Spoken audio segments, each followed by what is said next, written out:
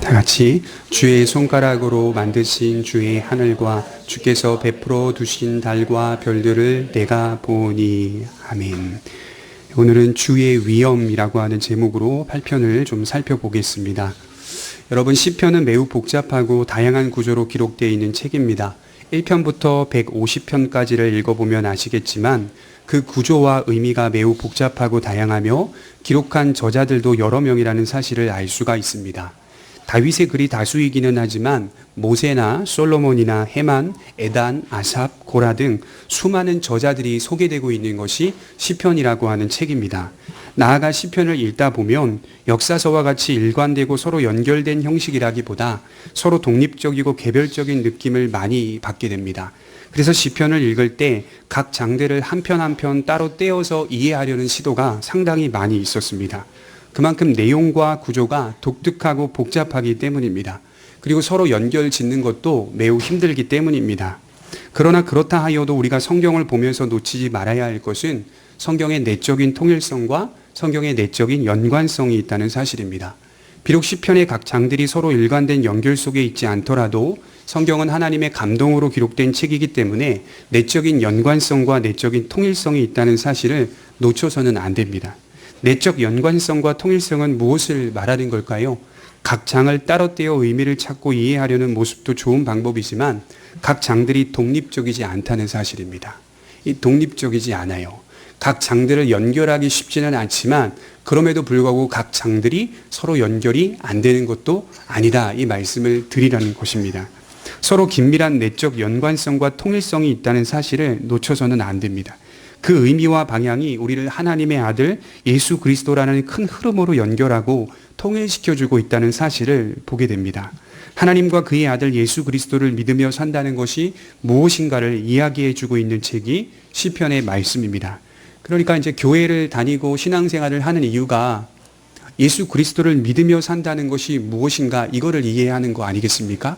교회를 통하여 어떤 것을 얻어가고 또 복을 받고 성취하고 이런 것들을 이야기하기 이전에 우리가 여기 모인 이유는 도대체 인생이란, 그 인생 속에 예수 그리스도라고 하는 자리가 어떤 의미가 있고 어떤 무게가 있고 어떤 가치가 있는지를 발견하면서 우리가 신앙생활을 하는 겁니다. 뭘 얻어가기 위해 하는 게 아니라 인생의 참된 의미와 가치가 무엇인지, 그리고 그 중심에 예수 그리스도라고 하는 구세주가 어떤 의미가 있는 분이며 어떤 가치가 있는 분이신지를 이해하는 거 아니겠습니까? 지금 다윗은 시편 1편부터 의인과 악인의 길은 다르다고 말해 주었습니다. 제가 오늘 1편부터 한 7편까지를 간단하게 요약해 보면 이렇게 시작을 하죠. 의인과 악인의 길은 다르다. 그리고 복된 자와 복이 없는 자가 있다 라고 하여서 시편이 시작이 되죠. 그리고 이어지는 시편 2편부터의 내용은 세상 모든 권세와 정사가 하나님과 그가 세우신 아들을 대적한다고 하였습니다. 그런 가운데 의인은 여전히 그의 아들에게 입맞추는 삶을 포기하지 않는다, 이렇게 말씀을 드렸어요. 왜냐하면 시편 4편 6절에서 7절 말씀처럼 하나님의 얼굴빛을 받아 사는 기쁨이 세상 속에서 주어지는 풍성한 포도주와 곡식의 기쁨보다 크기 때문이다, 이렇게 말씀을 드렸습니다. 이 행복한 인생을 사는 사람들이 바로 복 있는 자요 은혜의 빛을 받은 자라고 하였습니다. 그러나 신자의 삶은 만만하지가 않습니다. 안팎으로 우리는 날마다 싸우고 있습니다. 첫째로 우리 내면에 있는 죄와 싸웁니다. 날마다 우리 죄를 목격하며 하나님의 의를 바라보고 하나님의 통치를 바라봅니다. 둘째로는 외부로부터 오는 경험을 합니다. 날마다 대적들은 우리를 공격하고 조롱합니다. 믿음의 길을 잘 걷고 있는데 세상 사람들은 우리를 보면서 유별난 사람들인 것처럼 바라봅니다. 유별난 신앙인 것처럼 바라봅니다. 그러니 우리는 또 낙심하고 지칩니다. 어떤 경우에는 건져낼 자가 없는 것처럼 아주 막막한 경우도 있습니다. 그럼에도 불구하고 우리는 하나님 앞에 오늘도 서 있고 오늘도 하나님을 예배합니다. 왜 그럴까요? 왜 그렇게 낙심이 되고 지친 그 길을 걸어가야 하는데 그럼에도 불구하고 포기하지 않고 왜 하나님을 예배해야 하며 하나님 안에 살아가야 할까요? 그 이유를 오늘 본문은 이렇게 설명하고 있습니다. 1절입니다. 다윗의 시 영장으로 깃딧에 맞춘 노래. 여호와 우리 주여, 주의 이름이 온 땅에 어찌 그리 아름다운지요. 주의 영광이 하늘을 덮었나이다. 다윗이, 한 성도가 무언가를 자꾸만 느끼고 있는 겁니다. 그런 현실의 부조리와 현실의 고통 앞에서 실망하고 낙심이 되는 것도 있지만 이상하게 동시에 함께 느껴지는 것이 있습니다. 무엇일까요? 포기할 수 없는 무언가가 자신의 안에 자꾸 주어지고 있는 겁니다. 무언가를 계속 느낍니다. 무언가를 계속 경험합니다. 무언가를 계속 목격합니다. 이것은 관념이나 사변이나 추상적인 것이 아닙니다. 이것은 마치 증인이 사건을 목격하듯이 사실적인 경험을 하고 있는 겁니다. 비록 믿음이라는 거울을 통하긴 하지만 믿음은 한 성도에게 실제로 일어나는 사실적인 것이기 때문입니다. 다윗은 지금 깃딧이라는 악기의 리듬을 맞추며 찬양하고 있습니다. 그리고 영장이라는 말은 우수한 지휘자라는 뜻입니다. 내 영혼이 주를 찬송하며 주목한다는 말인데, 여러분 오케스트라 연주회를 가보시면요, 너무나도 많은 악기들이 이렇게 있습니다. 연주를 하기 전에 질서도 없는 것 같습니다. 혼란하지 않을까 염려도 됩니다. 그러나 곧이어 지휘자가 들어옵니다.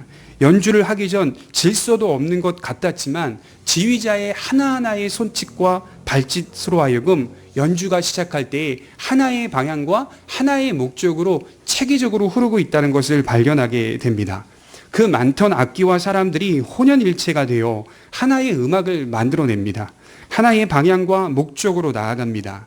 지금 다윗의 영혼이 복잡한 모든 정서와 생각과 갈등들을 잠재우고 하나의 초점을 맞추고 있는 겁니다. 그러니까 지금 고통을 받고 지금 낙심이 되고 지금 여러 환경들 속에서 압박을 받고 있음에도 불구하고 영혼은 무언가의 초점을 자꾸 맞추고 있는 거예요.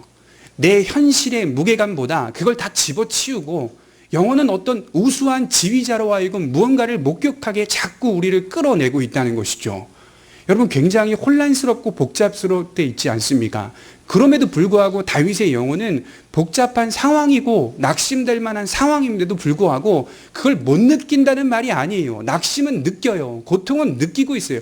그럼에도 불구하고 마치 우수한 지휘자의 손가락으로 인하여서 많은 악기가 혼연일체되어 하나의 방향으로 흐르고 있듯이 다윗의 신앙은, 다윗의 영혼은 하나님께 초점을 맞추고 있다는 뜻입니다. 그의 중심은 여전히 주님께 향하고 있었습니다. 주를 향하여 그토록 강렬하게 집중하는 이 찬양은 무엇을 말하는 겁니까? 하나님의 창조를 노래하고 있습니다. 창조주 하나님을 찬송하고 있습니다. 무엇에 대한 찬송입니까? 창조를 통하여 목격하고 있는 하나님의 일반적인 영광입니다. 보편적인 영광입니다. 이 영광은 다윗에게만 자리 잡는 영광이 아니라 사실은 모든 사람들에게 동일하게 자리 잡아야만 하는 보편적인 영광이라고 오늘 말씀을 하는 겁니다. 이 영광은 피조 만물이 스스로 증거하고 있다고 말합니다. 창세기 1장을 보시면 하나님이 말씀으로 세상을 창조할 때만 그분의 영광이 보여지는 게 아니에요. 창세기 1장을 읽어보시면요, 하나님이 태초에 이제 말씀을 통하여 빛이 있으라, 궁창이 나뉘어라, 동물과 식물이 생겨라 라고 하는 말씀을 통하여 드라마틱하게 세상이 시작되는 것을 보면서 은혜를 참 많이 받죠. 그러나 그 은혜를 받는 그 시점만 영광이 있었던 것은 아니라는 말이에요. 그때만 그 영광이 있었던 것은 아니라는 거예요. 그때만 충만했던 영광이 존재했던 것도 아니라는 거예요. 예컨대 힘들게 산에 올라 대자연을 바라봅니다. 그 순간 그때만 하나님의 영광을 목격하는 게 아닙니다. 바쁜 일상 속에서도 우리의 삶을 다하며 살아가는 지금 이 시간에도 모든 피조 만물 또는 자연은 뿜어내고 있습니다. 뿜어내고 있어요. 뭘 뿜어낼까요? 하나님의 영광을 뿜어내고 있습니다. 하나님은 인류에게 두 권의 책을 주셨다고 했어요. 첫 번째로는 하나님의 영광을 드러내 보여주는 자연이라는 책을 주셨다고 했습니다.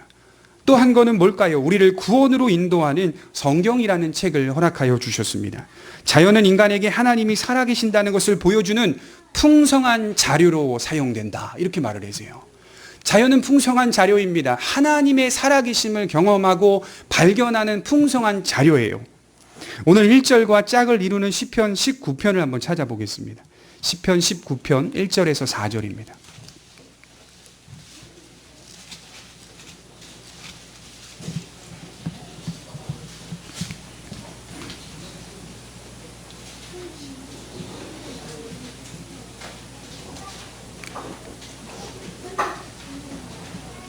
같이 한번 읽어보겠습니다. 시작. 하늘이 하나님의 영광을 선포하고 궁창이 그의 손으로 하신 일을 나타내는도다. 날은 날에게 말하고 밤은 밤에게 지식을 전하니 언어도 없고 말씀도 없으며 들리는 소리도 없으나 그의 소리가 땅에 통하고 그의 말씀이 세상 끝까지 이르도다. 하나님이 해를 위하여 하늘의 장막을 베푸셨도다. 나타내는도다. 전하는도다. 들린 소리도 없다. 그런데 소리가 나아가고 있다. 그리고 이르도다. 세상 끝까지 이러한 소리는 이르도다. 이렇게 말하고 있어요. 만물이, 온 자연이 서로 대화하고 있는데 그 대화의 내용이 하나님의 하신 일을 지금도 아주 바쁘게 서로 이야기하고 있다. 이렇게 말을 하는 겁니다. 오늘도 온 우주 만물을 하나님이 하신 일을 선포하고 있는 것이 우주 만물의 역할입니다. 그를 찬송하며 그의 영광을 선포하고 있습니다. 무지하고 무능한 그리고 타락한 인간이 그것을 인식하지 못할 뿐이요, 여전히 모든 피조 만물이 하나님을 찬송하고 있다는 겁니다.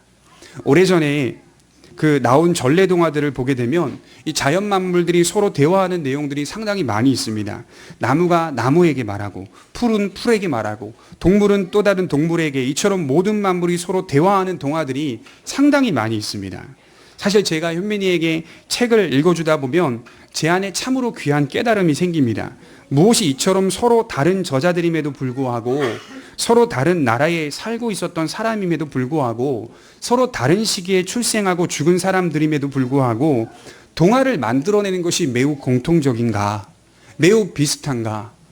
서로가 같은 시대에 살지 않았잖아요. 그런데도 불구하고 생각하고 또 만들어내는 이야기들이, 자연이 자연에게 대화하는 이러한 이야기들이 매우 공통적이라는 사실을 발견하게 돼요.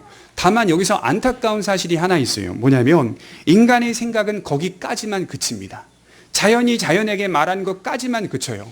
인간의 생각이 그 자연을 만들어주신 창조주 하나님까지 미치지 못한다는 거예요. 창조주 하나님에게까지 나아가지 못한다는 거예요. 그것은 죽어 있다는 증거 아니겠습니까?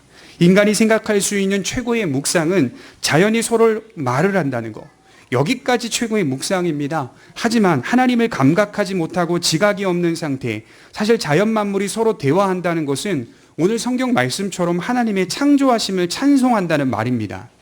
하나님의 영광이 있다는 사실을 서로 대화한다는 거예요. 대화의 내용은 이렇습니다. 하나님은 창조자이심으로 피조세계는 창조자이신 하나님을 찬양하고 그에게 영광을 돌리기 위해 존재하는 것이다. 그러니까 서로에게 말하는 것이 어떤 이야기를 꾸며내기 위해 자연이 자연에게 말하는 게 아니라 그들의 목적은 하나예요. 우리를 창조하신 그 창조주를 찬송하는 것으로 모든 시간들을 할애하고 있다. 이렇게 말을 하는 겁니다. 특히 3절에 가장 권위 있는, 가장 높은, 가장 아름다운 천체가 하나님의 창조를 찬송하고 있습니다. 우리 8편 3절을 다시 한번 보겠습니다.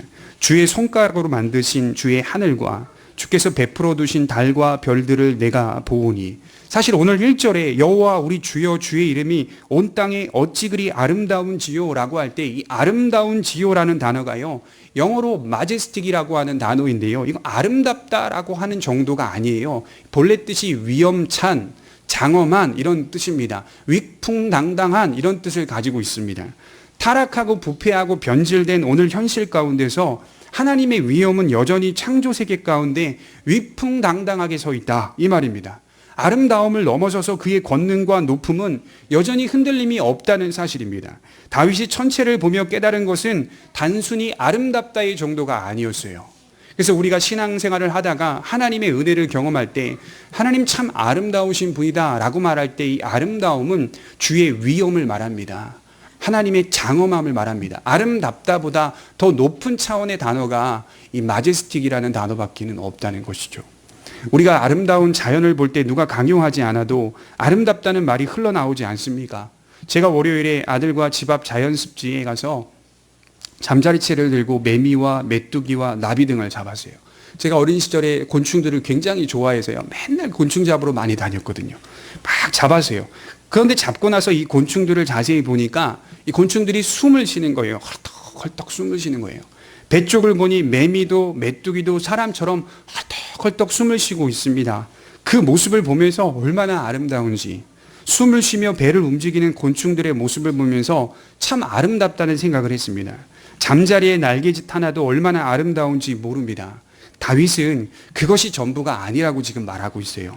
거기서 끝나서도 아니라고, 안 된다고 말씀을 하고 있어요. 하나님의 위엄찬 모습을 보라. 하나님의 위풍당당함을 보라. 창조를 보며 일반적인 영광을 넘어서서 특별한 영광까지 묵상할 줄 알아야 한다. 이렇게 말씀을 하는 겁니다.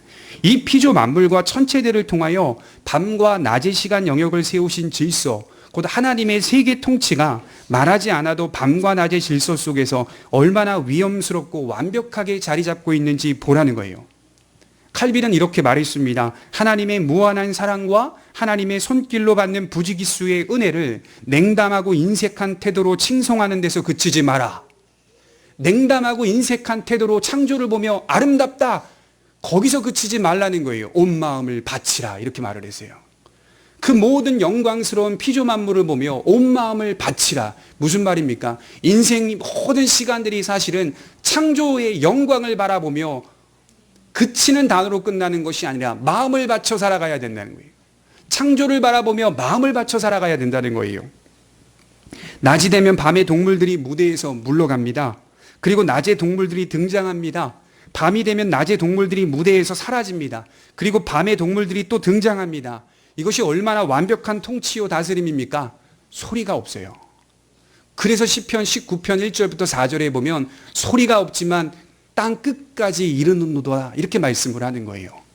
소리도 없고 들리는 음성도 없어요. 그럼에도 불구하고 밤과 낮의 시간 영역에 세우신 질서와 그런 통치의 제도들은 그대로 운행되고 있다는 거, 흔들림 없이 서 있다는 거, 무대가 자꾸 바뀌고 있고 그럼에도 불구하고 보존되고 있다는 거, 이게 얼마나 완벽한 통치요 다스림입니까? 여러분, 호랑이 하루 식사량이 얼마나 되는지 아십니까? 제가 서울대공원 갔더니 쇠고기 1kg, 닭고기 2kg, 토끼 한 마리가 시베리아 호랑이의 하루 식사량입니다. 그걸 그릇에 담았는데 얼마 되지 않는 것처럼 보여요.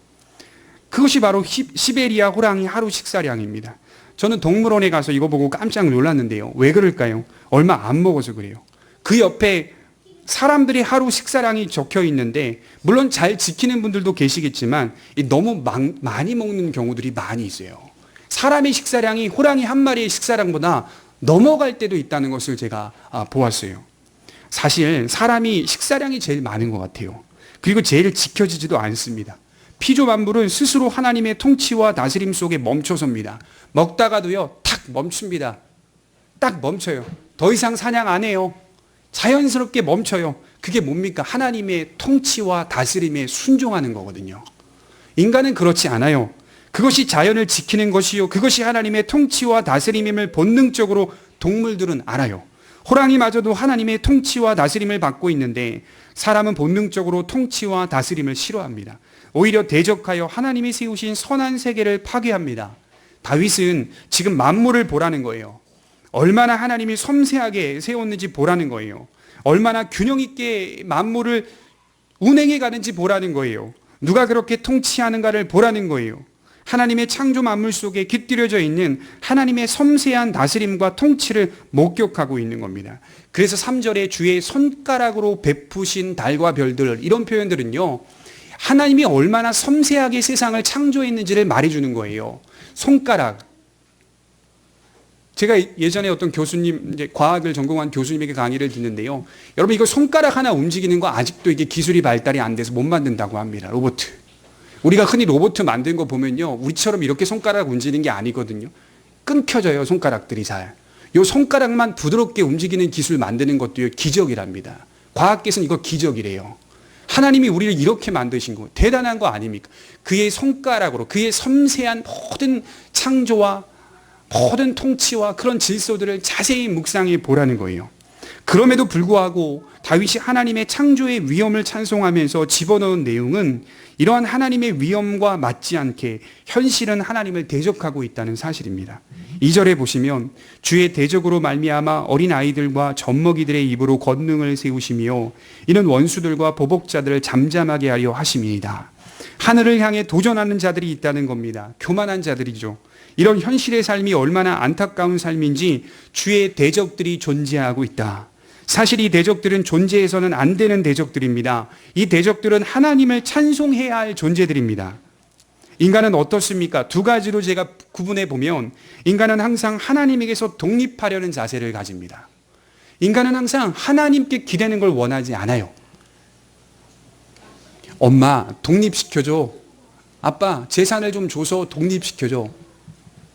우리 삶의 이런 상황들 속에서 일어나는 일들만 봐도요, 인간은 항상 독립하려는, 이것이 우리의 삶에서 이루어지는 일들이라고 하면 자연스럽게 받아들일 수 있지만, 인간은 하나님과의 관계에서도 끊어지려고 애를 쓰는 거예요. 노력하는 거예요. 두 번째로는 인간은 항상 하나님처럼 되려 합니다. 독립하려고 하는 데서 그치지 않고요, 인간은 항상 하나님과 같은 존재가 되려고 애를 씁니다. 저는 사실 이게 이해가 안 가요. 왜 이해가 안 가냐 하십니까? 두 가지로 이해가 안 되는데요. 이 진화론을 보게 되면요, 인간을 항상 낮추고 있어요.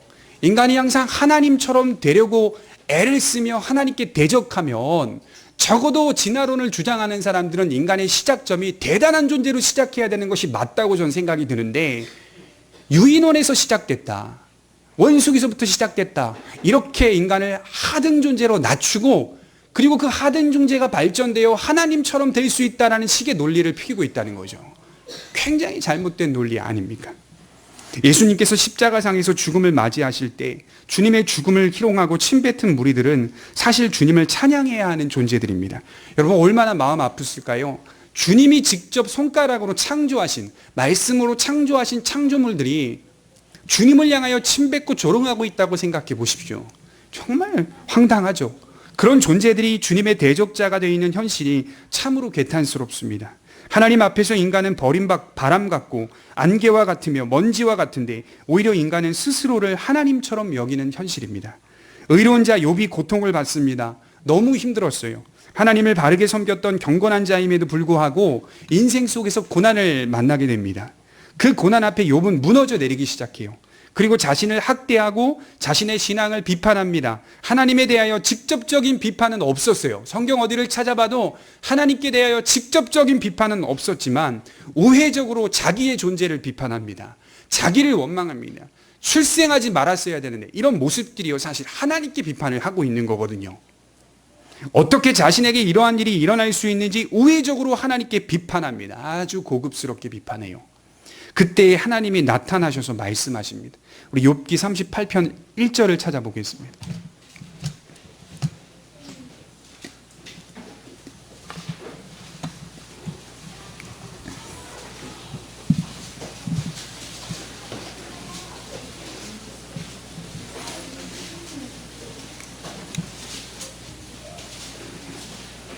욥기 38편 1절에서 보도록 하겠습니다.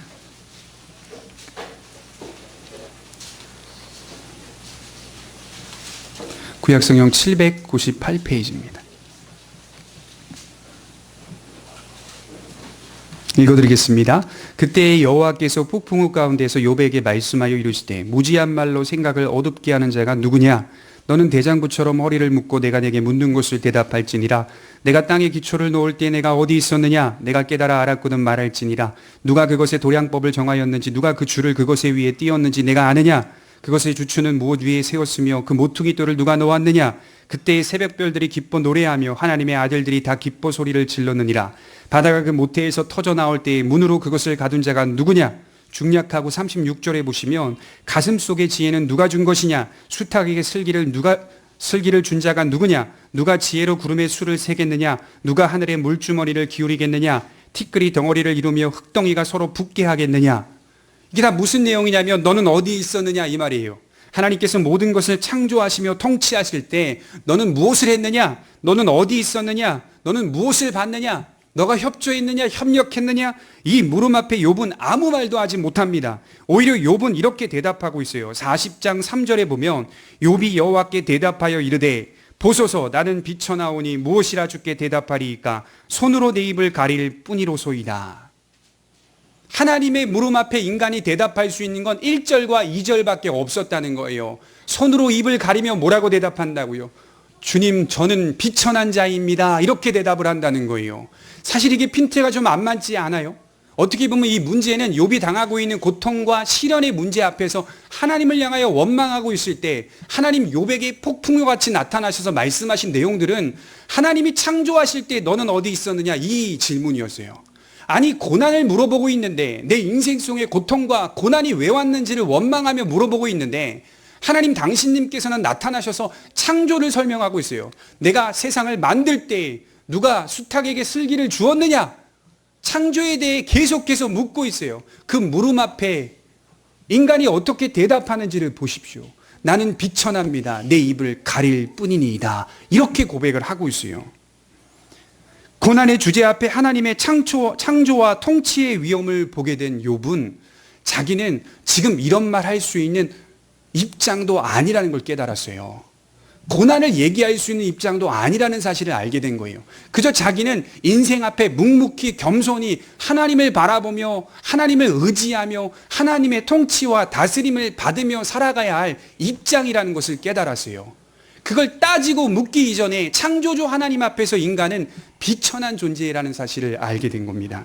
자신이 겪고 있는 그 큰 고통 앞에서 하나님의 장엄한 위엄을 발견하니 자신이 겪고 있는 그 큰 고통보다도 하나님의 장엄함이 훨씬 크다는 사실을 알게 된 겁니다. 내가 오늘 겪고 있는 고통과 슬픔보다 하나님이 더 크다는 사실을 발견할 때 우리는 어떤 것을 고백해야 되냐면 우리 자신이 작은 존재라는 사실을 고백하지 않을 수 없는 거예요.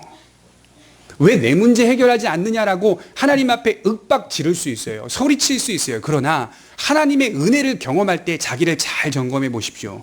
자기의 문제는 뒤로 물러가는 거예요. 뒤로 물러나는 거예요. 뒤로 물러나고 하나님의 아름다움을 보게 됩니다. 하나님의 위엄을 보게 됩니다. 그리고 그분 앞에 선 인간의 실존의 가치가 비천한 존재인지를 깨닫게 되는 것입니다. 인간이 하나님을 대면한다는 사실이 인간 존재의 비천함을 더 깊이 깨닫게 해 주었다는 겁니다. 여러분, 하나님께 가까이 갈수록 비천함을 깨닫는 것이고 더 사람이 겸손해지게 되는 겁니다. 그래서는 안 되는 존재들이 하나님을 대적하고 있다는 현실이 다윗에게는 제일 큰 아픔이었습니다. 지금 다윗은 참으로 많은 대적자들을 경험했고 경험하고 있으며 고통을 받았고 고통을 받고 있습니다. 그럼에도 불구하고 다윗은 하나님의 창조의 위엄을 생생하게 그려내고 있습니다. 이 불의한 세상과 현실 앞에서 주저하지 않고 깊은 신뢰를 보내고 있습니다. 땅의 불의와 악이 횡행하는 이러한 겉모습에도 불구하고 하나님의 통치는 굳건하게 서 있다는 사실을 선포하고 있습니다. 현실 세계는, 우리가 살아가는 세상의 모든 현실 세계는 마치 이것을 부정하는 것처럼 보입니다만 이런 현실 속에서도 하나님의 의로운 통치는 여전히 굳건히 서 있다는 사실을 발견하셔야 됩니다. 무엇을 보면서 발견하실 거예요? 창조를 보면서 발견하셔야 됩니다. 왜 굳이 이 창조의 영광을 통하여 하나님을 찬송하게 만들었을까? 칼빈은 뭐라고 표현했는지 아십니까? 우리가 가진 내적인 어떤 은혜의 체험이나 추상적인 어떤 느낌이나 어떤 감각을 통해서 사람이 말하는 것이 쉽지가 않기 때문에 하나님은 그림을 그리시고 그 그림을 보면서 말하도록 허락하신 거다, 이렇게 말을 했어요. 눈에 보이는 가시적인 그림을 그리시고 창조의 그림을 그리시고 그것을 보며 하나님의 살아계신다는 사실을 말하게 하려 하십니다, 이렇게 말을 했어요. 왜? 우리 내면에 경험하는 어떤 신앙의 체험이나 우리 내면에 느껴지는 정서적인 체험들을 누군가에게 말하기가 사실 쉽지 않은 문제입니다. 그렇지 않겠습니까? 그러나 창조를 보면서 말하기는 쉬운 문제입니다. 보여지고 있기 때문인 것이죠. 사실 상식적으로 생각해 보면 계속되는 불이나 계속되는 악행을 보면서 그렇게 사는 것이 세상 삶이구나, 이렇게 여기고 사는 게 맞습니다. 수십 년 세월을 살아보면 세상의 불의 앞에서 두 손 두 발 다 드는 게 맞아요. 저는 이게 더 상식적이라고 생각해요. 세상이 그렇게 가고 있으니까 불의하게 사는 것이 더 맞는 거구나, 이렇게 생각할 수 있습니다. 그러나 하나님의 은혜를 경험한 성도는 그러질 잘 못합니다. 그렇게 살 수가 없습니다. 한편에서는 불의가 계속해서 우리 앞을 가로채고 잡아채지만 또 다른 한편에서는 하나님의 은혜를 경험하니까 그럴 수가 없습니다. 창조를 보니까 그럴 수가 없습니다. 오히려 불의보다 하나님의 은혜가 더 강렬하고 강력하다는 것을 세월 속에서 알게 됩니다. 다윗이라고 왜 하나님을 향하여 원망하지 않았겠습니까? 왜 불평하지 않았겠습니까? 그러나 그가 보았던 하나님의 위엄 앞에 땅의 불의함은 하나님께 아무런 상처도 주지 못한다는 사실을 깨닫게 된 겁니다. 까닭 없이 당하는 고통 앞에 오히려 낭망하고 좌절하는 것으로 이야기가 전개되지 않고, 더 노력해서 나도 저 불의한 인간들처럼 높아져가지고 복수해야겠구나, 이렇게 성경의 이야기가 전개되지 않고 하나님의 창조를 보며 그의 위엄을 보며 깊은 신뢰를 여전히 보내고 있습니다. 제일 중요한 게 뭔지 아십니까? 형통을 만나든 고난을 만나든 그 자리에서 깊은 신뢰를 보내고 있는가, 하나님을 향하여 깊이 신뢰하고 있는가, 그게 정말 신앙의 제일 중요한 겁니다. 거기서 우리가 일어날 수 있는 겁니다.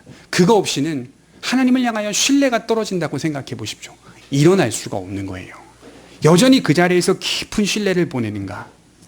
요새 뉴스를 보면 실망스럽게 그지 없습니다. 누가 정이냐, 누가 옳으냐, 이런 주제로 물고 뜯는 모습이 우리 사회를 대변해 주고 있습니다.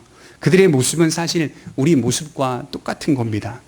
거기서 보여지는 일들 내 삶에 똑같이 벌어지고 있는 겁니다. 똑같습니다. 내 관계 속에서 똑같이 일어나고 있는 일들입니다. 정의에 대한 옳은 시도는 계속돼야 하지만 신자가 가지고 있어야 할 깊은 신앙은 어설픈 사회 정의에 기대지 않습니다. 어설픈 사회 정의에 기대지 않아요. 우리가 기대를 거는 것은 하나님께 소망을 두는 겁니다. 어설픈 사회 정의에 기대는 거 아니에요. 누가 옳으냐, 누가 정의냐, 도진 개찐입니다. 또 뒤바뀔걸요, 역사가 흐르면. 또 정권이 바뀌면 또 뒤바뀌고 또 뒤바뀌고, 그렇게 흘러온 게 2000년의 역사입니다. 우리가 기대를 걸어야 되는 것은 하나님께만 걸 수 있습니다. 그렇다고 아무것도 하지 않아도 되느냐? 저는 그 말을 하는 게 아닙니다. 신자가 가지고 있어야 할 자세는 두 가지라고 성경은 말해요. 첫째로 적극적인 자세가 있어야 됩니다. 둘째로 소극적인 자세가 있어야 합니다. 우리는 적극적이면서도 소극적인 삶을 추구하는 사람들입니다.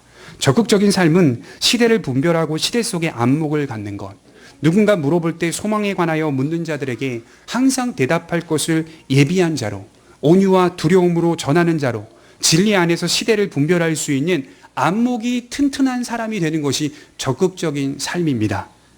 소극적인 삶이란 답을 이미 알고 있지만, 우리가 이미 답을 알고 있지만, 진리를 알고 있지만, 그럼에도 불구하고 조금 더 낮은 자세로 인내하며 견디며 그들과 같은 방식이 아니라 좀 더 다른 방식으로 접근하는 뱀처럼 지혜로운 모습과 비둘기처럼 순결한 모습이 있어야 한다는 겁니다. 그러니까 적극적이면서도 소극적인 삶이 신자에게 있어야 하는 거예요. 지금도 하나님은 그의 통치를 거두지 않으셨어요. 여전히 하나님은 일하십니다. 요한복음 5장 17절에 예수께서 그들에게 이르시되 내 아버지께서 이제까지 일하시니 나도 일한다. 하나님은 여전히 일하고 계시는 분이에요. 여전히 통치하고 계시는 분이에요. 우리는 하나님의 일하심에 소망을 두고 목숨을 거는 사람들이지 인간적인 지도자들에게 목숨을 거는 사람들 아닙니다. 행여 여러분 여기서 인간적 지도자에게 목숨을 거시는 분들이 있으면요, 다 실망하게 됩니다. 인간적 지도자들에게 목숨 거는 사람들이 아니에요. 아버지는 지금도 일하고 계십니다. 신앙생활은요, 뒤쳐서도 안 되고요, 그렇다고 한 발 더 앞서서도 안 되는 것 같아요. 뒤쳐서도 안 되고요, 하나님 아버지보다 앞서서도 안 됩니다. 이것이 바로 신앙생활입니다. 이것이 바로 하나님의 역사를 신뢰하는 안목입니다. 하나님이 먼저 일하시도록 우리는 하나님께 맡겨드리고요, 그리고 그렇다고 우리가 뒤쳐져서도 안 되고요, 하나님의 말씀에 따라서 하나님과 함께 걷는 인생을 사는 겁니다. 기도하도록 하겠습니다.